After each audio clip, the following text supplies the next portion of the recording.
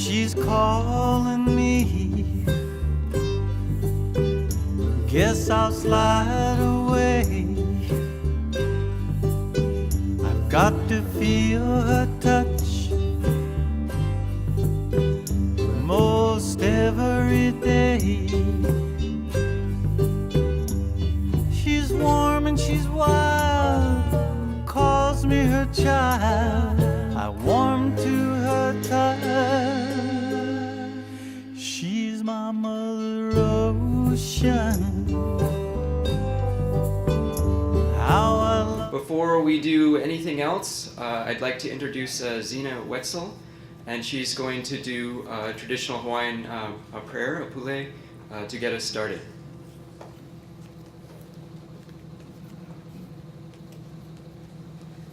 Aloha no Ozina Koinoa Noho Wau Ma Kalaheo. Aloha, my name is Zina Wetzel. I live in Kalaheo, and I wanted to do a pule in remembrance of everyone that perished in the tsunami 3 years ago, in 2011. Aloha kua, aloha na amokua, aloha akua, aloha kapuna, aloha makua, aloha nakeki, aloha lehu, aloha all of our ancestors, our gods, whoever they may be, our parents, our grandparents, our children, and everyone else in the world. We appreciate the life that we have. Thank you for letting us be here and getting us safely to this conference. Please keep everyone safe and give the blessings on all the speakers here on this conference. Please give light and love to all those families that were affected by the tsunami in 2011. Please let them have healing. Please let us unite all of our Pacific peoples, wherever we may be in all these countries that were affected by the tsunami. And please help us all cooperate together. It gave us an opportunity to see how our oceans link us together rather than tear us apart. And it really is an opportunity for our keiki to strive to have a better future for them. So mahalo for everything that we have, and please keep all the families that were affected by that tsunami in our hearts.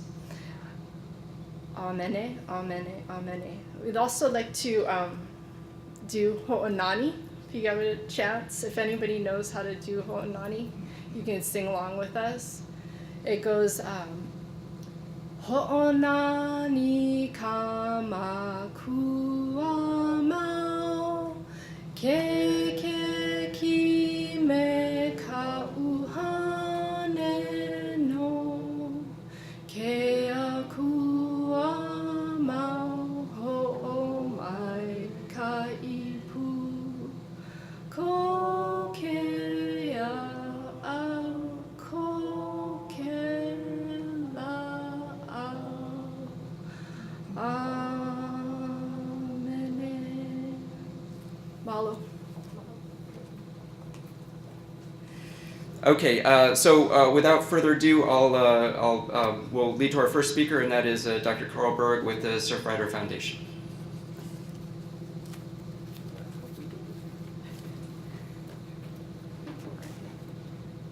Yours is the AAA.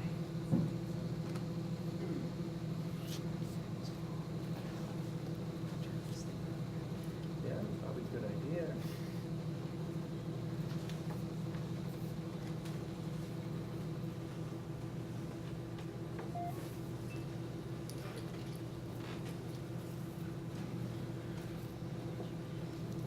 Feel free to speak. Step right.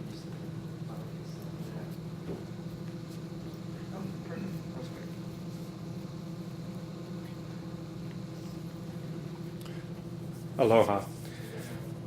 My name is Dr. Carl Berg. I am a member of the Surfrider Foundation here on Kauai, and marine biologist, scientist, and very concerned about what's happening to our oceans worldwide and the effect of the tsunami in particular. Because of that, Surfrider has gotten involved with looking at the Japanese tsunami, and our program with respect to the tsunami is public awareness, which is why we're putting on this forum today. And we get a lot of inquiries via email and our website from people such as yourself asking what's going on, are the oceans radioactive, are all the fish dying, etc. So we felt that the best way to address this was to have this conference again, bringing in the experts, and also to make this available on our website. The whole conference is being filmed. I see 2 cameras back there, and of course we're fortunate to have closed captioning. In addition to that, we're getting into debris removal, getting the stuff off the beaches. We are monitoring the stuff that's coming in, and we've been doing this for 2 years now. We've been doing radiation monitoring. As you came in, you saw our Geiger counter and a piece of debris. And the other thing that we're very proud of is that we have been working with the Kauai Community College Marine Option Program, and we're fortunate enough to get a grant from Hawaii Department of Health, DLNR, and NOAA, which allows us to sponsor, in other words, give tuition to students here at Kauai Community College for doing environmental work.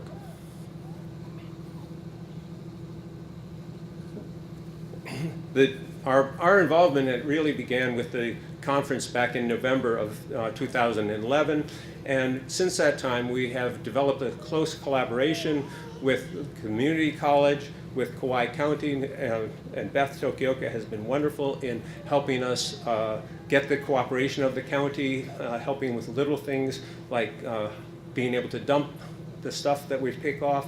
The State Department of Health has been supportive. The DLNR is out there picking up stuff. I have to mention right here Don Heacock, my good friend, who's out there all the time, including yesterday, trying to haul the stuff off the beach. And NOAA, of course, has helped with funding and the broader organization. And those people were brought here today to tell you how we're integrating this. We do beach cleanups on a monthly basis. We do what we call net patrol, where we target areas that have real heavy amounts of nets or marine debris.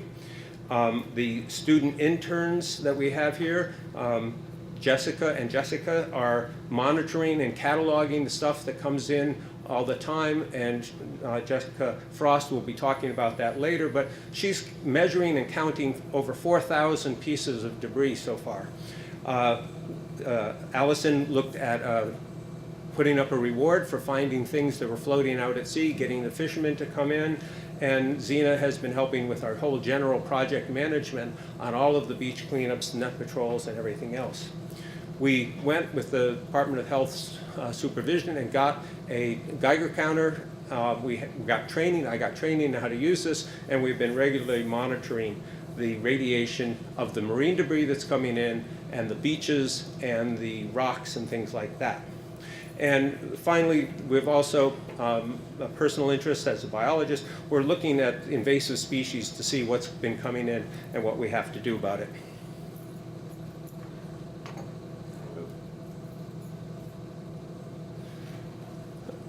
So quickly, I'm just going to run through a bunch of slides here. Our beach cleanups are now held monthly because with the grant we got from NOAA and DLNR and DOH, that grant allowed us to get really organized and schedule monthly cleanups.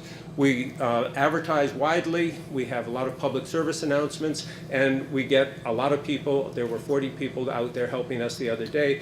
In this picture, you see on the left a family from Japan, actually, that came while they're here on vacation and helped clean up debris and apologized for that. This is down at Mahalalepu, and I wanted to throw that in because Sierra Club has been a strong partner, and they were doing beach cleanups long before we were ever organized, and they are now a partner with us on all of the beach cleanups.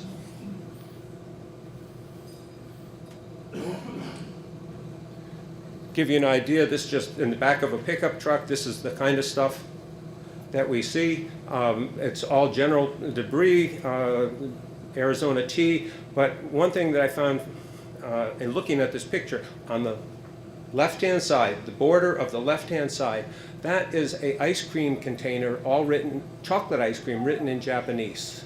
And I would imagine that that came from the tsunami debris, floated in. It showed up about 2 years after the tsunami. But it's really hard to tell what is debris from the tsunami and what is just being thrown off fishing ships. Our net patrol targets big nets, as I mentioned, and we have large turnout of people to help do this. Barbara Wiedner and Scott McCubbins have been in charge of that. And this is a huge one at one of the bays years ago, but look at the size of that.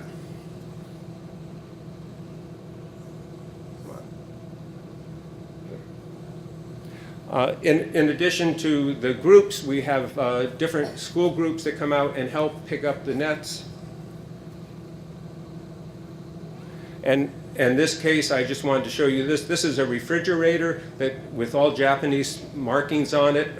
Again, we can't tell. We didn't go to the embassy to find out where it came from. But this is a Japanese, and you see all the bright red foam that's breaking out of that. And that foam is going to be floating around in the ocean and be ingested by animals.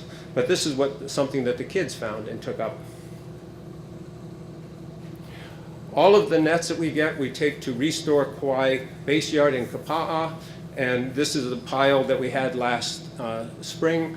Once we get a large enough mass of that, Matson donates a shipping container and some funds. We pile it all up. We load it into a Matson van. It's shipped over to Oahu.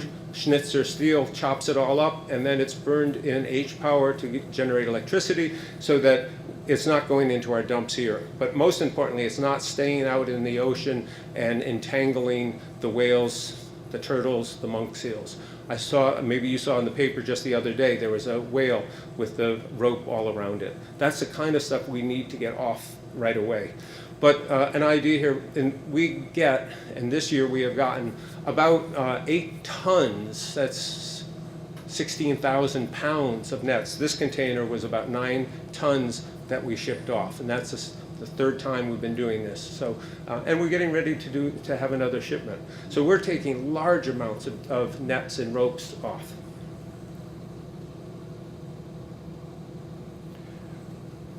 I'm going to show you a bunch of quick pictures. The marine debris that has been documented as coming in, Dr. Maximenko has a website, which he'll talk about later, where he gets pictures from people all over the state and posts them there. I think I personally, because I was so concerned about this, was one of the first to find something, and it was a fishing oyster float similar to that one. That one, you can see the date, came a couple weeks later, that I saw at Kilauea Lighthouse. And they had been found on the West Coast already. And I looked down and I said, my God, that's one, we're getting it. Because everybody, including some people who I had asked for grant money, said, oh no, we're not going to get any debris until 2015, 2000. It has to go all the way around. It's not going to come here.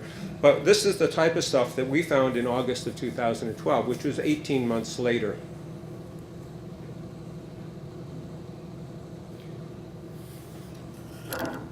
See if we can do this and keep live and do it quicker. A little refrigerator with Japanese writing on it. This is 2 refrigerators, both that came in at the same beach area. They're not one's a door and one's the box, covered with algae, covered with barnacles. And you see we have the Geiger counter out there. This is a fishing, a float that would make a floating dock. If you go on the bike path, you'll see a bunch of these that people have brought into their yards. I think we have about 6 of these that have been brought here. Miscellaneous Japanese debris with the Japanese writing on it. Boats, I think I now have about 4 pieces of boats that have come in. The thing on the left is a large cylinder, probably as a floating dock. The thing on the right is a fire extinguisher. This is Scott, who's in the back there, 6 foot tall at least, and he's standing on part of a shipping container, insulated shipping container, and it was out on our beach there for, I don't know, number of months. Huge. Lumber, there's a piece up there, and Dr. Maximenko will talk about this. We started getting a bunch of pieces of beautifully carved lumber that we have had analyzed, and that's Sugi pine. That is coming from Japan. And it's riddled with shipworms, a little clam that eats in it. But this came up on a lot of our beaches, but it also came up throughout the state. Fishing, this was a nice array of fishing floats all tied together, all probably stocked on a boat or in the background. This is a 100-gallon kerosene tank that still had kerosene in it. When this came up, a fisherman called, I guess they called Don Heacock at about 7 in the morning. He called me. We got out there about 7:30, and yes, there was still kerosene in it, sharp metal, everything. According to procedures, we called 911. The fire guys were out there within about 6 minutes. They looked at it, they put up the tape, and then they called hazmat because it was a hazardous material. We don't know how full that was when it got washed off. Where did all that kerosene go? There was a hole in it. But this is a large thing that banged across our reef, and it was dangerous both to people and to the marine life. We've been getting a lot of propane tanks all around. We had some down at the Hyatt on the South Shore. We've had them all along the North Shore. I don't have a good count. My guess is maybe 7 or 8 of them at this time. And if you look at the valves on them, many of them have that exact same Japanese writing on them. They're not the size and shape that we normally see here in Hawaii. And in this case, too, we always call 911 because I'm not sure that there's not propane in there, and if somebody starts messing around, it's going to blow up on the beach. So rather than handle it, we call them. They go in there, they check it out, and then they put a yellow ribbon on it, and then we can figure out how to dispose of it. We're getting invasive species coming in on the things. In this case, those mussels are not from here. That little crab is one that is found throughout the ocean, but all these animals I preserve and I send to the Bishop Museum, who catalogs them and sends them to a friend of mine, Jim Carlton, who's the nationwide coordinator for invasive species out on the East Coast. And they're looking at the DNA of these things to figure out exactly which population they came from. But if they got established here, it would be really bad. In this case, we have the non-invasive species. If you look at the bottom of this float, all of the gooseneck barnacles, that's an ocean-dwelling animal that's everywhere. It's not invasive. It doesn't live on our rocks. It's just in the open ocean. And then this cute little crab that I found a little jerry can on the beach, a 5-gallon gas can, and when I shook it, out came this crab. In perfect condition, it had floated all around, but it is an open ocean floating crab. It's not one specifically from Japan. But we're trying to really look at what's coming in.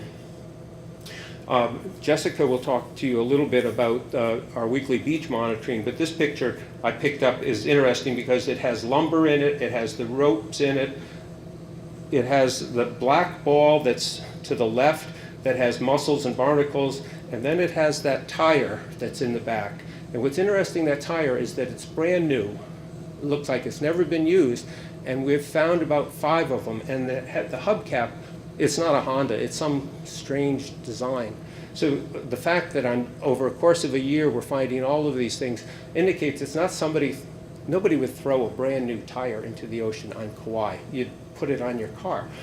So when we got one, we thought, that's interesting. When we got 2, this is really weird. And then we got one the other day that came in, but it looked like they're all the same. And I mentioned the weird kind of stuff, we don't know where it's coming from. But way back when I got started on this, Dr. Maximenko said, Carl, you got to save all that stuff. You find a place and save every single thing. You don't know what's going to show up. And I go, that smelly, yucky mess, we can't do that. Boy, I wish we had saved the tires.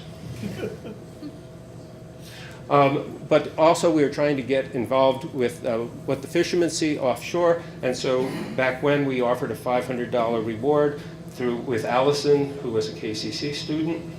And in fact, a fisherman did claim that reward about 2 years later. Took pictures of this boat after he got all the mahi and everything off around it, probably.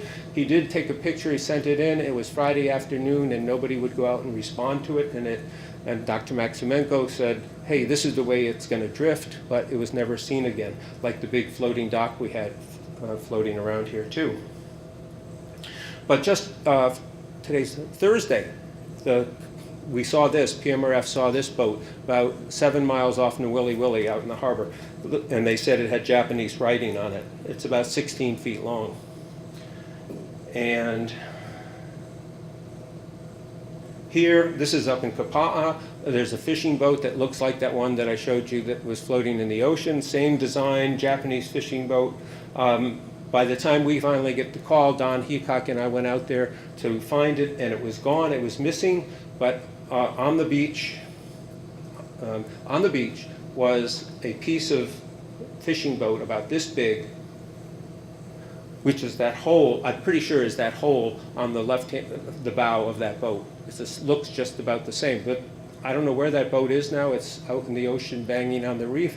And our concern also is that there's probably invasive species or mussels and barnacles growing underneath there, but we don't know that.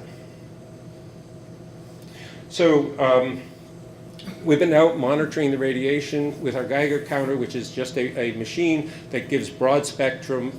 If we find anything that beeps a lot, we just simply call Department of Health.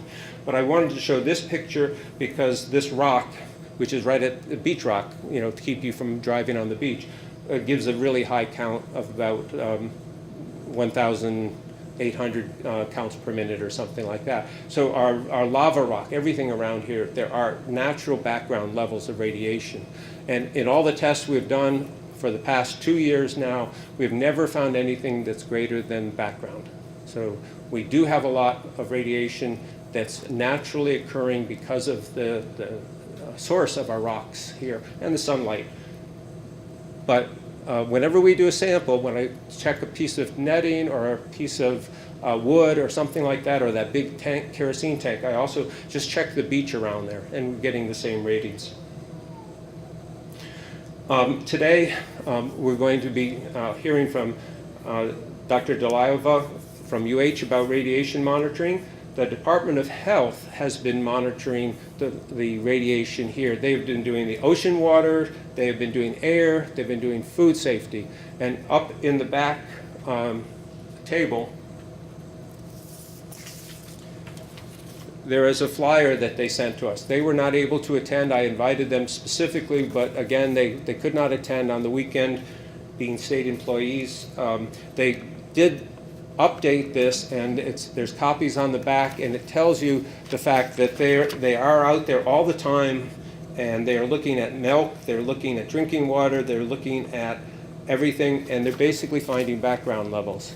Now, so this is the very latest from Department of Health. You're going to hear the very latest from Dr. Deliova, because she updated her website too, I saw. And if you go to Surfrider website, hawaiisurfrider.org, and just check on the front page, there's a picture of that kerosene tank and the Geiger counter about radiation. It'll present to you all of our findings, which we haven't found anything, but it also gives a link to Dr. Delauva's work, the Department of Health's work, and then 3 or 4 other websites from Cal Berkeley and other places who are trying to let the public know that there are people out there that are measuring the radiation, and that they are finding things, but at levels so 100 or 1,000 times below levels of concern. And there's so many websites and people chatting now online saying nobody is going out there and studying it, nobody's doing this, this is a disaster waiting to happen, when in fact we have for over 2 years now been monitoring that here in this state. I'd like here to tell you a little bit about the partner organizations. We have a lot of people that help us out with this project: Coast Guard, NOAA, Sea Scouts, Yacht Club, Malama Ana'apa, Malama Mahalalapu. And we get a lot of support from our individual sponsors who provide bags for us beach cleanups, who provide food for us on our beach cleanups. We have gotten some private donations that have helped us out a lot, and we hope to look for more donations that we can continue student internships in future years, because I really feel we need to engage the students at this point to keep them going and have them carry on with this into the future.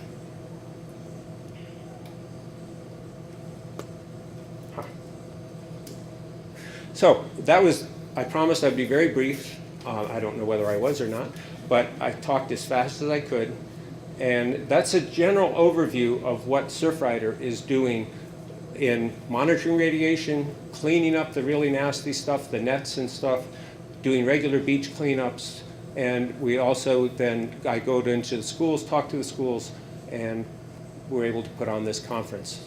So thank you very much for coming today, and if you have any questions, I'll take those now, and then I'll be available afterwards. Yeah. Carl, with the nets that are coming in and that you folks at Surfrider take off of the beaches, are they showing any substantial amounts of radiation or anything? I mean, do you check for that? Can you Yes. repeat the question? So the question was, with all the big nets and stuff, do we find any radiation in the nets and things? And the answer is yes, we do check. One of the first ones I did was I went to Kamalani Beach where they had collected a bunch of nets, and it was, and also Island School, so other groups collecting, and I move it all around, and nothing above background level.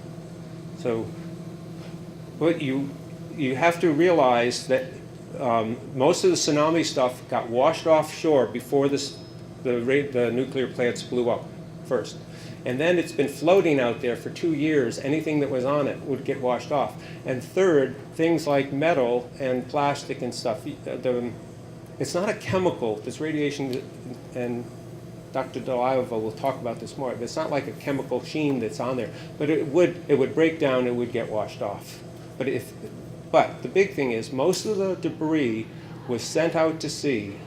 The floating stuff floated away before the nuclear power plants released their water and things like that. And so it was out there. Yeah. I was just following up on the nets. Do we know where they're coming from, and how long have they been showing up on Kauai's? So the nets have been showing up on Kauai for as long as we remember. And most of those are coming from fishing boats. They're large fishing nets, they're cargo nets. There's long lines and ropes from fishing traps. I'm sure we get stuff from Alaska, like has entangled the whale last week. So it's all sorts of varieties of things. And it would be really hard to figure out where they came from, even what manufacturer. Dr. Maximenko and I had talked about looking at foam, because we're getting so much foam, and Jessica will talk about that too. And we might be able to say where the foam is coming from, but the ropes and nets, no. But it's not, it's more of what's out there in the Pacific Gyre that's washing in than anything tsunami related. So you were kind of mentioning how most of these materials don't really absorb the radiation, and living things will probably be more likely to absorb it, spread it. The question was, would the radiation be absorbed into wood or things like that as opposed to metal? I'm going to let Dr. Deliova talk about that more specifically, because she's an expert in that field. Okay? Background radiation counts per minute, what is the average now, and what has it been prior to Fukushima? I don't have any, we didn't get our Geiger count until after Fukushima, so I don't have anything prior. And the background radiation varies tremendously depending on which beach I'm on, because of which rocks are there. That's like the problem with the Half Moon Bay, where the guy walked down to the bay and the Geiger counter went off the limits, and it was because of a layer of rocks there. So every beach is different, every rock is different, but they're coming in at 750 to maybe 1250 counts per minute, something like that. And normal background radiation I'm going to defer all these questions on background to Dr. Deliova. Okay? Yeah. With the wood that was coming in, Doctor, and you're saying that there could, or that there were presence of invasive species, in some of the lumber and things like that. Is that a problem, or would it present a problem to us here on the islands? The problem, it might, and that's why we were really anxious to go out and see what was underneath that boat, for example, what's there. I don't have a full list, and perhaps Kyle from NOAA can mention that, but I think about 40 different species have been found on the West Coast and in Hawaii on what they call tsunami debris. Here, the only things that we've really been finding are the mussels, the blue mussels, and there's 3 different populations that they have to use DNA to analyze. But those are common. All the other stuff looks like it's been picked up in the middle of the ocean. Yeah. How are you able to differentiate between debris that's just out there and debris that you're calling tsunami debris? Yeah, Dr. Maximenko will talk a little bit about that. Oh, the question was, how can we tell if it's tsunami debris or non-tsunami debris? There's 2 ways that we at Surfrider use. One, did we ever see any of this stuff before? And so much like propane tanks, we never got or refrigerators. Okay, and the other thing is the writing, are the identification tags, are the valves, are those written in English? Can we trace them to an American company, or are they in some sort of kanji lettering? And so there have only been, and perhaps Kyle will correct me on this, but only been about 40 pieces of marine debris that have been certified by the feds as being from the tsunami. They don't count all the fishing. We know that stuff came from there, but it hasn't been certified because it can't be traced back. Thank you.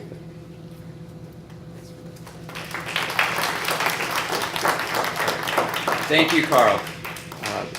So just for those who might have come in late, we do have a closed captioning system here, and it's provided by a company called Caption Access, which is actually in Indiana, and our translator here is in Tennessee, and here we are in Kauai. It's the world we live in now. She's calling me. Guess I'll slide away. I've got to feel her touch most every day. She's warm and she's wild, calls me her child. I warm to her touch. She's my mother ocean. How I love her.